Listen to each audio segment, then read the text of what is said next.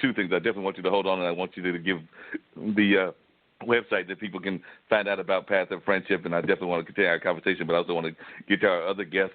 But before doing all of that, I did want to say that one of the things that I've noticed is that you're right. A lot of times we don't pay attention to just animals in general. I mean, I am of the theory, and some people, when I've mentioned this to them, they have not always agreed with me, but even like natural disasters and worldwide disasters, sometimes it seems like the animals knew what was going on before even we knew what was happening. I remember even like 9/11, which, was up there in New York and D.C. and a lot of other places.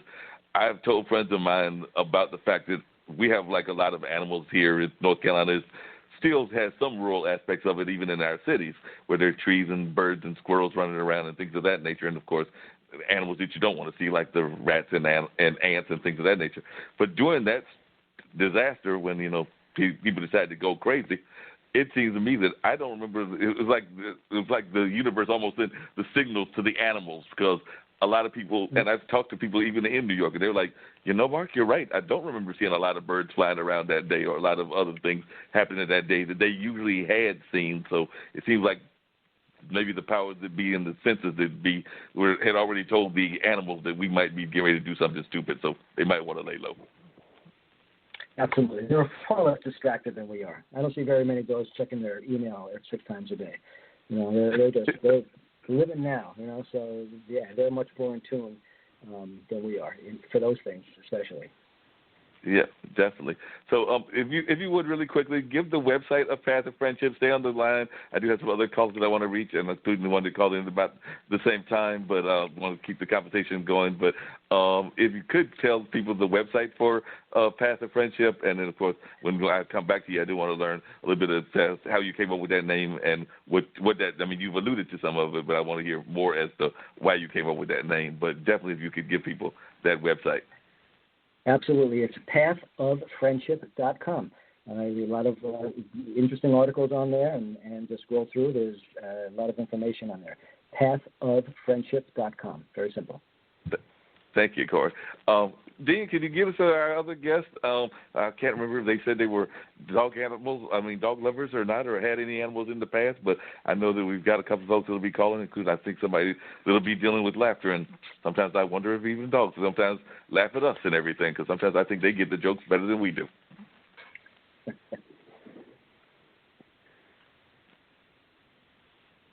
Dean, you still there? Yeah, I was screening the calls. We got two. We got Don Amon, who's been holding for a minute. And then we have Brigitte Kane, the Laughter Liberator, holding on. She just called in. Okay, cool. And what was the first one you said? Don Amon. Yeah, let's bring in Don, and then we're going to bring in Bridget. Bridget is my laughter expert, and I might be hearing from some of my Northgate people as well. But, yeah, let's bring in Don.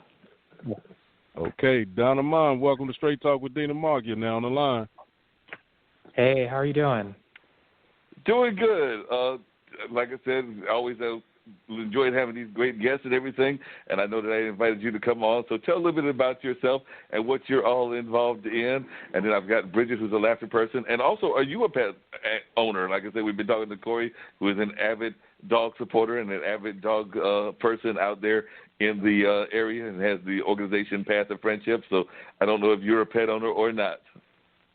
No, thanks for having me on the show. I am not a pet owner, but I love both dogs and cats. Maybe cats a little bit more, because I just like, I don't know, the sassy jerkiness of cats sometimes.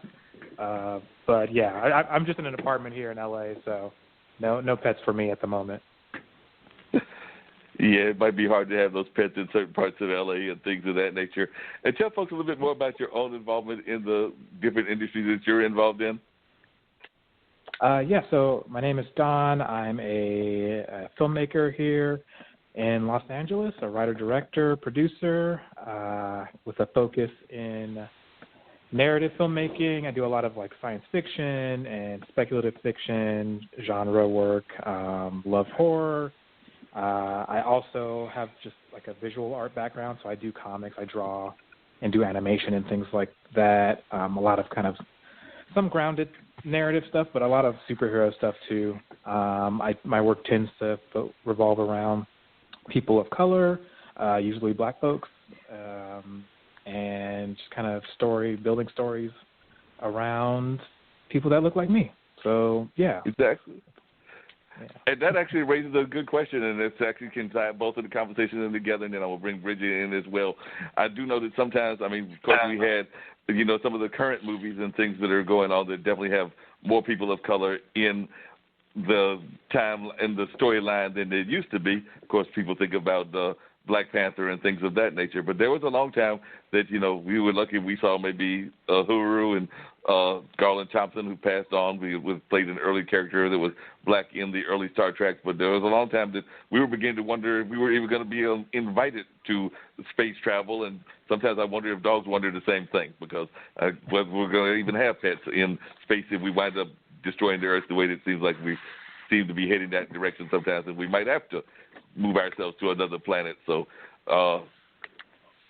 in your storylines, do you see, it sounds like you're definitely going to have more people of color up there, and are you going to have pets involved as well in some of your storylines that involve time travel and going other places?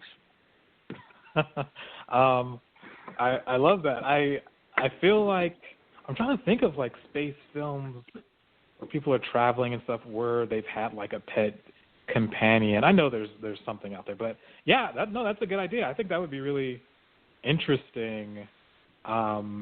Yeah. I feel like when I watch space films, especially if it's humans trying to go to another planet to kind of repopulate and things like that, I don't know if I ever see pets, but I think that would be interesting to watch, and how that could play out. I just recently watched this. I think it was a film that came out a couple of years ago called Passengers, where the guy went with a colony of humans, but he woke up early and he had like 100 years or something, and everyone else was asleep and he was going crazy, so he decided to wake someone else up. But I wonder how that narrative would have played out if it was just him and a dog, and would he still go as crazy if he had like a, man's best friend, or, I don't know. I think that'd be cool. It'd be real cool. Corey, if you're still there, I remember that, the early days of space travel was definitely, in addition to humans, the other animal that went up there was monkeys. I don't remember if dogs ever went up there, and I also don't know if we've ever even talked about, like, dog travel as we try to figure out what we're going to do with the world we live in now. So how do you think, as a pet owner and a dog advocate, dogs would do in a new environment like space, like if we had to go up to Mars or the moon or whatever? Yeah, I think they do fine. Actually, I think one of the first creatures in space was a dog, Loki or Lakota, something like that. It was a Soviet dog. I don't have the name exactly correct, but I think there was a dog that went into space. So yeah, I think they do great in Mars, as long as the atmosphere is there. Why not? They're really flexible and adaptable. So sure, a lot of new places to explore and sniff. Boy, have a good time. Exactly. A lot of new things to explore and stuff. That's a great way to put it for dogs and everything. Now, what is, in terms of your own things, and I'm going to bring in Bridget into the conversation as well, but in terms of your own love of dogs and everything, do you have, you mentioned the Schnauzer that you raised when you were young, but do you have any particular breed that you are a big fan of now? I know I read an article about the Westminster dog or one of the Westminster breeds, but is there a particular breed that you're a big fan of?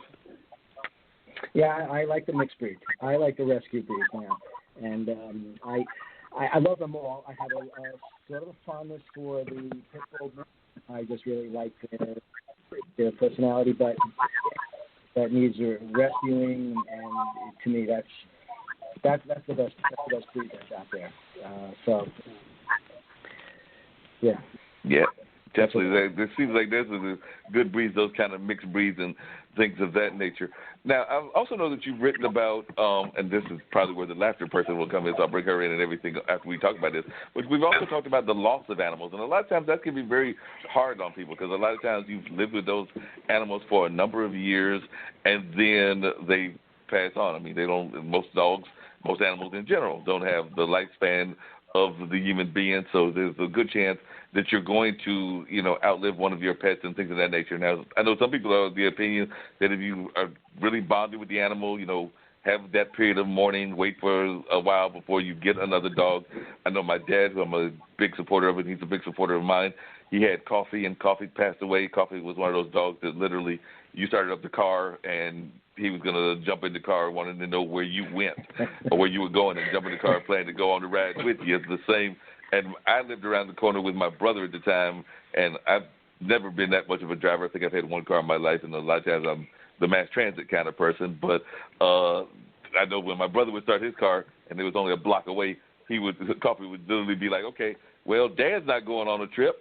Maybe Malik, the brother's going on a trip. I'm going to see if I can't join that trip. So I do know there's a lot of that. And like I said, Dad he does have his turtles, but after Buttercup passed away, which was a big land tortoise, he never replaced Buttercup.